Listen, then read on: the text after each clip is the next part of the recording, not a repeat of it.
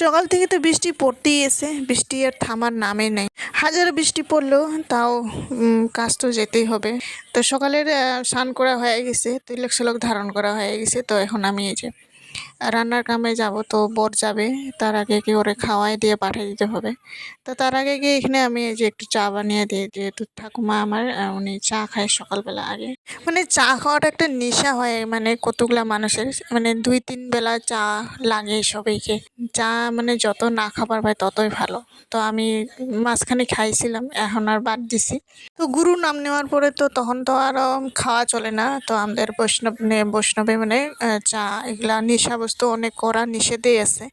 তো আমি আগেও খাইতাম না, বিয়ে হওয়ার পরেও বাড়িতে খাইছিলাম মাঝখানে। তো অত খাইতাম না, তো অত নেশাও নাই, ওই জন্য তো আমি একবারে খাওয়াই বাদ দিছি। গুরু নাম নেওয়ার পরে মানে তখন আরো বেশি বাদ দিছি। তো সকালবেলা একটু আটা মেখে নিয়েছিলাম। তো এই যে সুন্দর করে 4-5টা মতো রুটি বানিয়ে নিই। তো ভগবানকেও দেওয়া হয়ে যায়, নিজেও প্রসাদ পাওয়া হয়ে যায়। তো ভগবানের জন্য রুটি আর সবার জন্য রুটি বানিয়ে দিয়েছি।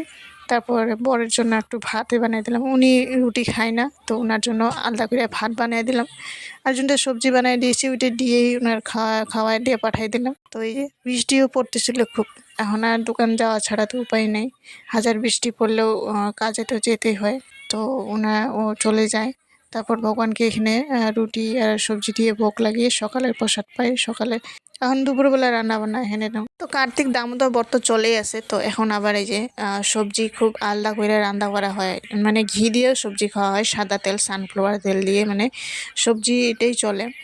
তো সর্ষের তেল, অনেক ধরনের সবজি খাওয়া চলে না। পটল, বেগুন, বটবটি, সিম, এগুলা অনেক কিছু সবজি, মাছ মাংস তো এই মাসে তো চলেই না। তো আমি সবজি ঘি দিয়ে একটু সামান্য জিরা দিয়ে, এটা জিরাটা হলে খাওয়া চলে অল্প হলে। তো জিরা দিয়ে ফোড়ন দিয়ে আমি এই যে সবজিগুলো বানাই নিই। ডাল বানাইছিলাম, তারপর ওইদিকে একটু ভোল আলু দিয়ে সবজি করেছি। তো বরের জন্য, ওনার জন্য আলাদা করে, ওনার জন্য তেল দিয়ে ভালো করে একটু সবজি মশলা দিয়ে ভালো করে দিলাম। তো ওনার জন্য আলাদা, কারণ ওনারা তো থাকতে পারবে না, আমি যেহেতু থাকি। কার্তিক ব্রতটা পুরা মাস থাকতে লাগে। তো পূর্ণিমা থেকে লাগে, এই যে লক্ষ্মী পূর্ণিমার থেকে। তারপর রান্নাবান্না করে ভগবানকে ভোগ লাগিয়ে দিই। তো বন্ধুরা, আজকে ভিডিওটি কেমন হয়েছে অবশ্যই লাইক, কমেন্ট, শেয়ার, সাবস্ক্রাইব করে জানাবেন। আশা করি নেক্সট